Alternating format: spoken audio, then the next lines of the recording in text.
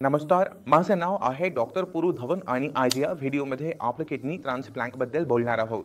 खूप वेळा जेव्हा पेशंट खूप लहान असतो, 14 वर्षांचा, 15 वर्षांचा, 16 वर्षांचा आणि जेव्हा डॉक्टरांना किडनी पूर्णपणे खराब झालेली दिसते, म्हणजे किडनी पूर्णपणे आकुंचन पावलेली असते, संपलेली असते, तेव्हा डॉक्टरांकडे एकच पर्याय उरतो, तो म्हणजे किडनी ट्रान्सप्लांट सांगण्याचा.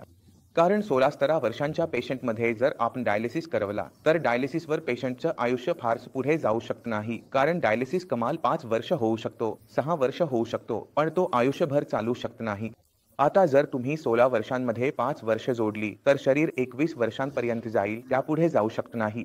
म्हणूनच तरुण पेशंटमध्ये बहुतेक वेळा पेशंटला सांगितलं जातं की जेव्हा तुमची किडनी खराब होत असेल तेव्हा तुम्ही ट्रान्सप्लांटकडे वळा. आता जो ट्रान्सप्लांट होतो तो असं नाही की डॉक्टरने शरीर उघडलं आणि काहीतरी केलं. त्यासाठी आपल्याला कुणा दुसऱ्याची किडनी घ्यावी लागते. आता जेव्हा आपण किडनी घेण्याबद्दल बोलतो तेव्हा आपल्याला बहुतेक वेळा आपल्या कुटुंबाकडे पाहावं लागतं, वडील, आई किंवा आपल्या भावंडांकडे. म्हणून जेव्हा आपण असं करत असतो तेव्हा बहुतेक वेळा पेशंटला वाटतं की ठीक आहे, मी माझ्या घरच्यांकडून किडनी का घ्यावी, मी बाहेरच्यांकडून घेईन, पैसे थोडे जास्त लागतील. पण तुम्हाला हे समजून घेणं गरजेचं आहे की किडनी कोणत्या परिस्थितीत चांगली आणि जास्त काळ टिकते. आता दोन प्रकारे डोनर असतात. एक म्हणजे कुटुंबातील डोनर देत आहे, म्हणजे कुटुंबातून किडनी येते. दुसरी म्हणजे किडनी कुणा दुसऱ्याची, अनोळखी व्यक्तीची येते. जेव्हा आपण किडनी कुटुंबातून घेतो तेव्हा किडनी चालण्याची शक्यता जास्त असते. अशा वेळी किडनी 10 वर्ष, 20 वर्ष देखील टिकू शकते. कारण किडनी तुमचे भाऊ किंवा बहीण देत आहे, तर तुमच्या भावंडांमध्ये काय झालं? तुमच्या दोघांचेही पालक तर एक आहेत ना.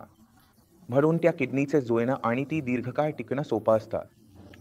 पण जर आपण अनोळखी व्यक्तीची किडनी घेतली, ज्याच्या कुटुंबाबद्दल काहीच माहिती नाही आणि आपला त्यांच्याशी काहीही संबंध नाही, अशा परिस्थितीत आपण पाहतो की ही किडनी खूप वेगाने खराब होते.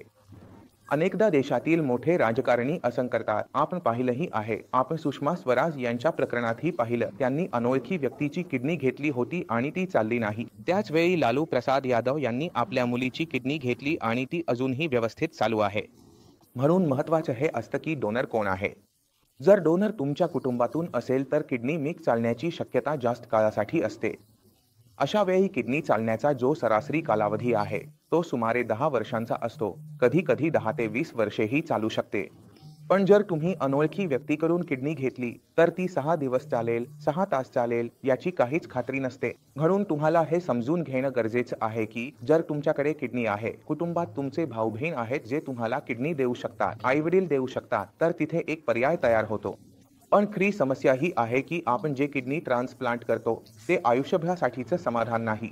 तुम्ही किडनी ट्रान्सप्लांट केली, समजा तुमचं वय आपण 18 वर्ष मानलं. जर तुम्ही 18 वर्षांचे असताना मूत्रपिंड प्रत्यारोपण केले तर तुम्ही 38 वर्षांपर्यंत जगू शकाल. याचा अर्थ असा नाही की तुम्ही 80 वर्षांपर्यंत पोहोचू शकता. त्यांचा कमाल कालावधी 20 वर्षे होता. आता 38 वाजता आपण काय करावे? बऱ्याचदा पेशंट विचारतात, डॉक्टर साहेब फक्त 20 वर्ष चालेल का? हो, 20 वर्ष चालेल. पण या 20 वर्षांत जेवढी वैद्यकीय प्रगती होते ना, ती पर्याय सुद्धा आपल्या हातात येतात. म्हणून तुम्हाला हे समजून घेणं गरजेचं आहे की केव्हा तुमच्यासाठी किडनी डायलिसिस योग्य आहे, केव्हा किडनी ट्रान्सप्लांट योग्य आहे आणि केव्हा काही औषधांचा पर्याय चांगला आहे. कारण सगळे पर्याय चांगले आहे, पण त्याचा एक योग्य वेळ असतो. आता एक पेशंट जो 16 ते 17 वर्षांचा आहे, ज्याची किडनी पूर्णपणे निकामी झाली आहे, अजिबात काम करत नाहीये, शरीर इतकं कमजोर आहे की डायलिसिस सुद्धा शक्य नाही, अशा पेशंटसाठी सर्वात चांगलं काय असेल? प्रत्यारोपण. पण जर पेशंटचं वय 30 किंवा 40च्या आसपास आहे, पेशंटची किडनी डायबेटिसमुळे खराब झाली आहे किंवा एक्यूट किडनी इंजुरी झालं आहे किंवा किडनीमध्ये फारशी गुंतागुंत नाही, किडनीचं लेव्हल अजून 12, 13, 14 इतकं वाढलेलं नाही, ते अजून 5-6च्या आसपास आहे. अशा केसेसमध्ये आपल्याला किडनी पूर्णपणे निकामी होईपर्यंत थांबायचंही नाही. आपल्याला किडनी आणखी खराब होण्यापासून थांबवायची आहे. किडनी कधीही एकदम खराब होत नाही. त्यामागे मुख्य कारण म्हणजे दीर्घकाळ उच्च साखर असणे. जर रक्तातील साखर नियंत्रणात ठेवली तर किडनीला आणखी नुकसान होण्यापासून वाचवता येते. आता जेव्हा किडनीला नवीन नुकसान होत नाही तेव्हा औषधांनी व्यवस्थितपणे हाताळतो. त्यामुळे क्रिएटिनिनची पातळी कमी होऊ लागते. आपण हे स्वतः पाहू शकता किंवा रुग्णांकडूनही ऐकू शकता. तर तुम्ही स्वतः पाहिलं, तुम्ही कोणत्या टप्प्यावर आहात, किडनीचे लेव्हल किती आहे, वय किती आहे, तुमचा बॉडी टाइप काय आहे, यावर अवलंबून असतं की तुमच्यासाठी कोणती प्रक्रिया योग्य राहील.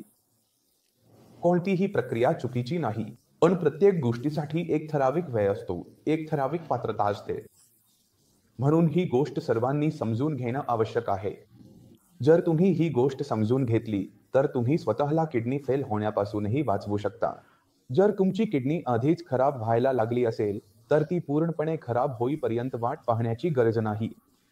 तुम्हाला त्या किडनीला तिथेच खराब होण्यापासून थांबवायचं आहे. म्हणजे तुमची किडनी जितका जास्त काळ तुमच्यासोबत राहू शकेल तितकी राहावी. कारण डायालिसिस कायमस्वरूपी चालू शकत नाही. ट्रान्सप्लांट ही कायमस्वरूपी चालत नाही. तुमची स्वतःची जी किडनी आहे, तीच फक्त जास्त काळ टिकते. म्हणून आपल्या किडनीवर नियंत्रण ठेवणं, तिच्याकडून चांगलं काम घेणं, तिला चांगलं आरोग्य देणं, तिला सतत टिकवून ठेवणं, हे सगळं तुमच्या हातात आहे आणि तुमच्या ज्ञानावर अवलंबून आहे. तरीही तुमच्या मनात काहीही शंका राहिली, काही विचारायचं असेल, तर अगदी स्वागत आहे. तुम्ही येऊन भेटू शकता. डॉक्टरांची संपूर्ण टीम आहे, त्यांच्याशीही बोलू शकता. मी परवानगी घेतो. पुढच्या व्हिडिओमध्ये भेटू. तोपर्यंत नमस्कार.